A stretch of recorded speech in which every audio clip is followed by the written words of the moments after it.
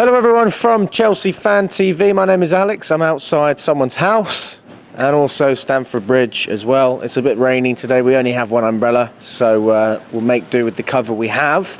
I'm here with Don on my left and Jacob on my right. Let's start with you, Don. I mean, 3-2 against Brighton. I can't remember the last game we went to and we did a fan cam. What was the last game we did? Was that Fulham? Yeah, Fulham. Yeah. Fulham. Okay, so that was quite positive, to be fair. Yeah. And I think we had a lot of optimism going into the next few games, and that was quite short-lived. Yep. You know, it's been a roller coaster, up and down. We managed to get a win, but it wasn't pretty. No, and I don't know about you. I mean, I consider myself to be quite a positive Chelsea fan. I take more negatives out of today than I do positives. Are you the same? To be honest with you, look, before the game this week, I said we need to dig deep and we need to get 3 points, however, because what I've been banging on about this year is how we've improved our performances, right? In terms of how we play, we build up from the back, you know, in front of goal, it's the same problems, but we look a lot better than what we did last year. But I can't keep talking about performances without results. And today we got 3 points. Do you know what I mean? We got 3 points. Look at United, they're not playing well right now, but they keep getting 3 points. It's a result-based business right now. Do you know what I'm saying? So today, look, Gallagher, he killed us. Let's be real about it. He absolutely killed us. Brighton, I knew they were going to play the way they did. Even in the Carabao Cup, it was hard to play against that press because they're one of the best teams in the league when it comes to playing out from the back. But we dug deep, man. We had to dig deep. Do you know what I mean? And those 4 centre-backs, they actually helped us when it comes to the set pieces because we had a lot of height in the box. But again, you know, sloppy goals, you know, Gallagher, man, I don't understand why he did that. You're on a yellow card, you're meant to be the captain. Just let him run off of you. You know what I mean? If Casado's there to help him. Do you know what I'm saying? So he was the reason why we didn't play as well as we could have, because we had to change the whole game plan after that. Do you know what I mean? We were in full control. So, you know, it put us in a situation where we'd gone from a team that was controlling against a very good Brighton side. Yeah.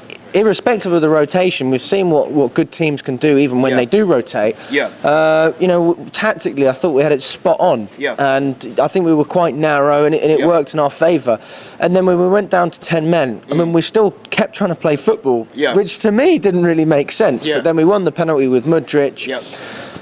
But I mean, we still could have not lost it, but we could have conceded that late penalty. Yeah. For me, it's too close to comfort. But do you know what it is though, Alex? Yeah, like, if you think about it today, Poch recently has been changing the back four, right? So he's been playing a balanced back four with a Reece James at right back, Cucurella at left back. Today, it was needs must. I don't like Levi playing at left back because one-on-one defensively, he's so easy to skip past. And it's the same problem with Disasi. You saw what happened with Disasi in the second half. Do you know what I'm saying? Mitoma cooked him. Yeah. And if Mitoma started the game, it would have been long. But I have to big up Poch for the in-game management today, man. He noticed that was a problem. He brought on Maatsen, took off Sterling, because Sterling defensively ain't the best, in all honesty. He put Disasi at centre-back. And he had, you know, Maatsen and Palmer to help out on that side because it was dangerous. Mitoma was an absolute pest today. But I can't look at today and say, oh, it's looking peak next game, because I don't think that he's going to go over Levi at left back again. I don't think he's going to go over Disasi at right back again. We know Disasi ain't great there, but come on, man, you have to at least try overlap. There was one point in the first half, I'm looking at Sterling driving with the ball.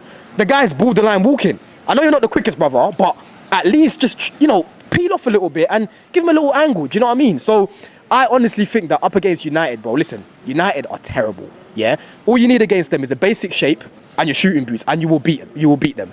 I don't see us playing like the way we did today, or the same setup today against Man United. I think you're going to see Reece James and Cucurella come back in. And we need them, man. We need that balance at the back, because off the ball, bro, it was a scary sight, man. Every time that Brighton were pressing us or trying to attack us, I was scared, because I'm looking at it like, yo, we've got centre-backs at full-back. Do you know what I'm saying? So next game, I don't expect us to play as badly as what we did today. I think you're going to see a better Chelsea against United, in my opinion, man. It's interesting you say United are terrible. I mean, they could argue the same for us. Listen, majority of the games that we've lost this season have been because of our lack of clinical edge. Do you know what I mean? And individual mistakes at the back. When you look at us and you look at United play, go check their heat map, right? They get run through. It doesn't matter who they play in midfield, Casemiro, Mainu, Amrabat, they just get run through. They're one of the easiest teams to play against right now, right? The other day they conceded, 10 shots in the box up against, who did they play yesterday? Newcastle. 9 shots in the box in the first half, 10 shots in the box against Galatasaray, 10 shots against Everton in the box. This is a team that we have to go there and beat, man. We haven't beaten them in like 4 years. We have not beat Man United in 4 years. We need to go there and beat them. I'm tired of losing against them. Even last year at Old Trafford, we lost 4-1. Would you say that was a 4-1 game? how many chances did we have in front of goal? Mudryk missing blinders. Lewis Hall should have had about 3 assists that game. Do you know what I'm saying? So if we have our shooting boots against Man United, we will beat them, and we must beat them, because then we'll be 2 points behind them. We need to start picking up results, man. We need these results now. You know what I mean? Just let him go on. You Go on, mate. Go on. Sorry. That's all right. Don't worry. Awesome. And Jacob, mate. I mean, let's just talk to me about the game today. I mean, are you happy with what you've seen? Look, I'm happy with 3 points at the end of the day. I thought Sanchez. I mean, I'm not gonna go up and say he had the worst game of his life, but there was something in the air that was a bit like, please don't bottle it. Really? Sanchez? Because I saw him. The ball slipped off him a couple of times. I was a little bit like, but at the end of the day, I do still think he's a solid goalkeeper. I wouldn't say he had the worst of performances, but I think he did. Is it just something good? But I don't think his distribution is quite there. Inconsistent. Yeah. And I'd say at Brighton it was actually sort of the opposite. But so I think we're seeing a different Sanchez to what Brighton did. But yeah, he's still a good goalkeeper. I don't like rule him out or anything. I still think he should be starting. I thought that Jackson was all right. Didn't do that much special, but it was good performance. Brozier came on, didn't do that much. It was crap. Let's be real, man. Let's be honest. He didn't do anything. He was just not even trying to jump. You know, when the ball was played to him, he wasn't secure with it. It was a crap cameo from him, in all honesty. But yeah, games like today, 10 men. You just got to dig deep and just try and show yourself. And he didn't really today. He didn't. But I want to big up Badia Show, man, because against Newcastle, he came in. He wasn't great. No one was, in my opinion. But today, he was our best player, in my opinion. He was solid, man. And for that assist that he got for Enzo as well, that was class. Like, in the box, bro, he's got serious technique in the box. Even against Blackburn. Remember that goal he scored against Blackburn as well? Badia Show, man, I've got to say, he was class today. So he needs to stay in that 11 for United, in my opinion, yeah. The thing is, how do we fit Badia Shield and Colwell and Disasi in, and then you've got Thiago Silva as well? I think Badia Shield's our best defender, Alex. I think he's our best defender, man. When I look at him and I watch him, he just brings that calmness to the back, you know what I mean? He rarely gets beaten one-on-one because he just strides, you know, he takes up that space, and he's like 5 steps ahead of the attackers most of the time, do you know what I mean? He's a good player, man. He's going to go a long way in football, man. I think he can become more class at Chelsea, in my opinion. So I think Badia Shield needs to stay in the 11. I think Levi's going to... he's going to have to do something amazing to take that spot from him. But I don't want to see Levi at left back again. I don't want to see him at left back again. I think that was just makeshift, to be honest with you. What about Mudryk, Jacob? Because I mean, he got quite a few minutes today, and I think he deserves it. Do you think he's lived up to what he was capable of today? I mean, yeah, I think he had a really good performance overall. I think that I didn't expect him to have as many minutes as he did, to be honest. But I think with him, what is really special about him is he offers the pace. I don't think like his shooting levels is the greatest and his crossing ain't great, but what he does bring is a world-class dribbler and world-class... Brilliant, thanks mate. And that's what I think he brings. Like, I think there's a couple of things missing in Mudryk's game. There was a whip that he whipped into it. Yeah, You see that cross? Dangerous cross, bro. Yeah, dangerous, man. But again, Mudryk, he's a player. Let's get someone on that and actually take in the opportunity. And that's where you look at it. When you get a player like a Osimhen, for example, yeah, when it comes to that danger zone, yeah, or like a Tony, for example, his first thought is, I need to get in that danger zone. Jackson's movement isn't great. And Jackson today, he was doing things well when he was getting the ball, like trapping it, right? But then his decision making is poor, man. He takes too long on the ball. It's like, brother, you've beaten one man, just release it now. Do you know what I'm saying? It's like he should have scored 2. Like I think with him, I don't really see him as a lone striker personally. I see him maybe even just behind the striker or in a partnership between two. I just think that, yeah, he can score goals, but when has he really scored important goals against top level sides? He scored against Man City. Apart from Got a hat-trick against Tottenham. Got a hat-trick against Tottenham as well, yeah. He's sitting on 6 goals, bro. He's got more. Listen, Jackson right now, as much as I can criticise him, end of the day, look, these are all young players, innit? And I'm not drawing him out, yeah, but I'm just giving him some constructive criticism. Do you see him against Man United burying 1-2 goals? I don't. Give him some chances, he will. I think he's not. I don't think he is. Mr. Blinder just now. I think every striker misses chances. I think what Jacob is trying to say is that he plays his best football, Jackson, when he's got someone with him. Okay, and we saw that in pre-season with Nkunku, Nkunku and Chukwuemeka as well. Yeah. Max and the link-up was really good between them two as well. But So what I'm saying is that I don't think he's the best lone striker. Against Tottenham, there were 9 men down. They had 9 men. It's not like an 11-man Tottenham when they were playing the best all season, was it?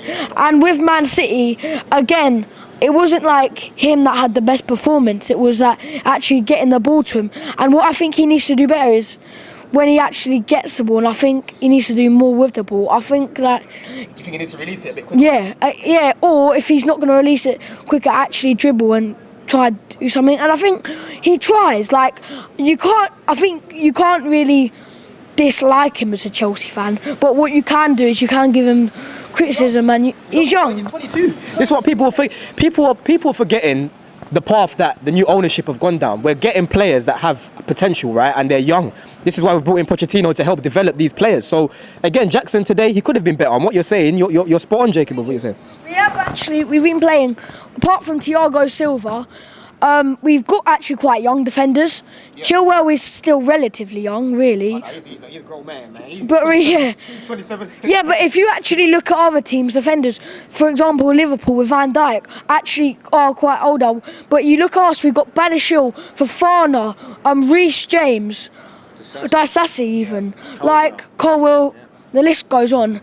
And if we've actually got a couple of people from the youth academy coming up. We're signing all these young players. Don't forget, we've got, I know it's not at the back, but we've got Andre Santos coming.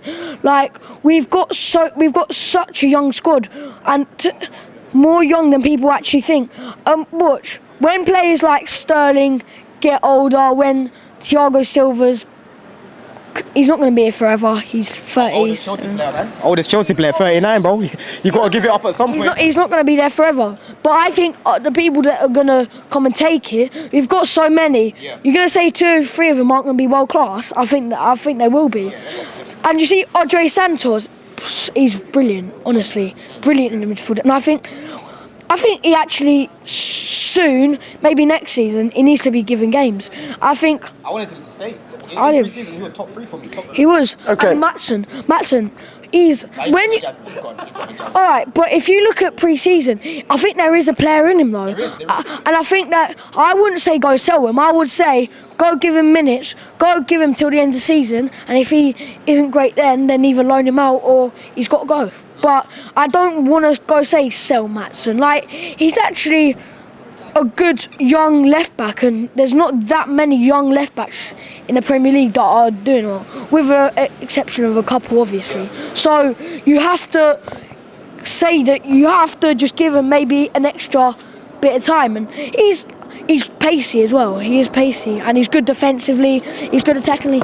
You've got a good left back in him, but you've also got a good winger in him. Really, he's versatile. So even if you just got him sat on the bench and someone gets injured, you put him in. There's no point playing Colwell at left back when we've got a natural left back who went up with Burnley. Yeah, it's a championship, but he's used to playing under.